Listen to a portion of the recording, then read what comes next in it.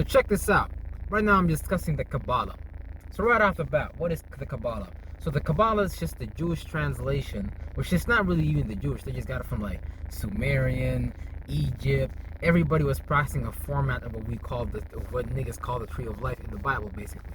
So this tree of life I mentioned in the Bible was this Kabbalah tree, and the Kabbalah tree was just an imprint of the energies that are usable and available in the universe with their polarities, if the Kabbalah tree got deep into that. Now, each civilization had its symbol about it, but it was basically just symbologies about understanding centers of chakras. And when you understand life from a more of the creator perspective, because you can see the relationship and the correspondence and the resonance between everything type of energy. You know what I'm saying? You can look at how humans be breathing in and out, and you can see how the moon be waning and waxing, and how the sun be moving in motions, how it's like above the horizon and below the horizon line. So it's showing us an above and a below nature, and you can see how historians in history have made allegories about hell and heaven, but they also related this concept to something that's going on internal inside of the dome of man. Because you never know what's going on inside of the head of a man. Only God knows. You're damn right God knows, because God is the goddamn observer. So the observer can take on many different forms. Now, when you look at the Kabbalah tree, those are many different forms that you can take as an observer, as understanding that you are no thing. But if you actually believe you are something, you have some kind of ego and things like that, yeah, you may be manifesting some things from that, and things of that nature, but at the end of the day, you're not going to be able to take on many different forms. Now, that's an attribute and a characteristic, but an attribute and a characteristics is not many different forms. You know what I'm saying? You can try to even work out your whole life as an attribute and a characteristic, but eventually your body might tell you like, nah, nigga, just like chill the fuck out. Some days your body's gonna tell you to chill the fuck out. You know what I'm saying? Shit, I don't even know what I was talking about. But yeah, all you gotta understand is the Kabbalah tree is just systems. It shows you correspondences. It shows you the connections between things. It shows you these chakras, these minds, these mentalities, these forms that play out in many different shapes and forms and ways down here on the third dimension.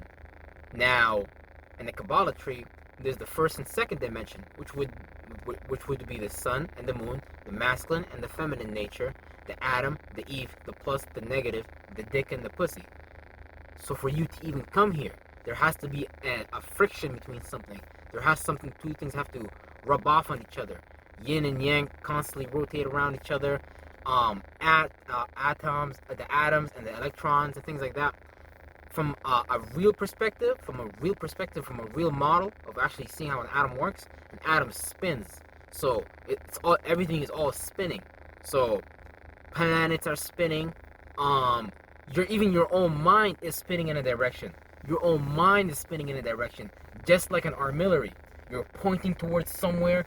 You're really in the cockpit as an observer, and you're saying, okay, where do I want to point today? Which directions do I want to go? Okay, let me go up with my spirit today. So you go up the Kabbalah tree. You go, instead of getting lost in your masculine thoughts, your outside things, instead of getting lost in your feelings about those outside things and shit like that, or those internal things, those ideas, you create a plateau to stand on and things like that. So that's what results in creating a body. So now you're on the third dimension. Now think about what 3D perspective is and things like that, right? This whole thing around us, things having like a 360 view and things like that. On astrology, and a very important symbology would be like 360, because the 360 is a symbolism for the surrounding, the parameter, the circumstance. You know what I mean? Because you got to measure your circumstance, the environment, based on 3, which is again the solutions. You being able to reach a conclusion and a solution about your outside environment, and now you being stuck in either of the left or the right pillar, which is the left brain or the right brain, and things of that nature. Yeah, so when you're able to stand above those plateaus, you're able to kind of ascend a new level, create a new form. So now you as an observer have taken the unknown and the known, or like the positive, negative, feminine, masculine, whatever you want to call it, and you created a new plateau to stand on. Now you're an observer, you went up. And now in the Kabbalah tree, you have also the fourth dimension and the fifth dimension. From the fourth dimension being nothing but Venus, which is just the number 4, which is just a symbolism also for the 4 elements, since it creates the pillars for the creation of the earth, aka the 4 fixed points in astrology, which is Scorpio, not Sagittarius, Taurus, Leo, and Aquarius, and those are the 4 fixed points. the universe rotate around. So, and then we have also the fifth dimensional energy, which is Mars, the Martian energy, which is Mars, Scorpio, and things of that nature. So you start to understand that these things are active and are living will throughout the people. So, you know what I mean? When what's it called? When the Bible says the word of God walks amongst men, that's you. That's all of us. We're the word of God walking amongst men.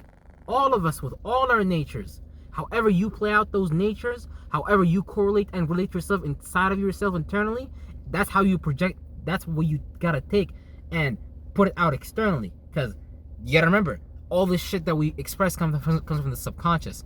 And the Kabbalah ain't nothing but a system to help you understand yourself. But when you understand what it is, you can just go back to the original knowledge and take it from your own point of view, aka you being able to create fourth dimensional energy. When you create your solutions, you're able to box that out in the world. You're able to create some form of appreciation, some form of love for like a hobby or some shit that you want to do consistently. Let's say someone that starts drawing. You can appreciate drawing, appreciate making lines, appreciate the science behind it, and things like that. Yeah, and then you gotta be passionate about it. You gotta become passionate about that thing, so you can push your chariot, your Mars, your Martian. That's what we call it, some Martian, because now you don't care how other people view you. Now you're passionate about that. You know what I mean? Now you're willing to fight for that to be seen in the world. But some people do that energy in a demonic way. So that's where it comes. That's where things like the shadow government comes in, where they be kind of like casting spells and projecting their light, their awareness, their mentalities, how they think and feel on you all. And since they got more access to the resources right now, they're able to do more things with it. Like, think about it. What if somebody owned a hotel? Someone can become a killer very relatively easy, or can kidnap people because they have access. Now, I'm not saying hotel people do that by some shit, but I'm just saying that, that's just how it works, basically. So, yeah. Make sure not to get lost in your Kabbalah tree energy, because at the end of the day, once we tap into what the shadow government wants us to tap into, we're just manifesting what they want us to manifest. We're just manifesting what they see for us. And, hey, that's cool too, because, at the end of the day, you don't even have to fight this war if you don't want to. You don't have to fight this battle. You never had to anyways. So it is nothing but just understanding the metaphysics of this shit, and understanding the principles and the virtues behind it, and how they actually play out behind the scenes, and they be setting up these virtues and principles, right? So let me give you an example real quick. They can kind of put out something out there in their entertainment pillar, right? And they can be like, okay, so we want you guys to appreciate this specific thing at this specific time, and things like that. Or not even at this specific time. Well, yeah, basically like Valentine's Day and things like that. That's a Venus energy and very 5 energy. You know how many dudes would spend money on a girl quick? Like, just to nigga, you better believe it. So it's the 5th dimension and the 4th dimension. It's a lot of things that they be locking you all in, and would be stuck in their 7th dimensional energy, which is nothing but their Saturn energy. See, but the master's also 6th dimensional energy, because now they can detach and attach and see these forms as just things that they just hop in and out of. They be attacking you guys in the air, bro. They be, what I'm saying? We are now in the control of your air brain frequencies and all that. You better believe it. These motherfuckers don't play. But yeah, protect yourself spiritually and stay strong, yo. Real shit.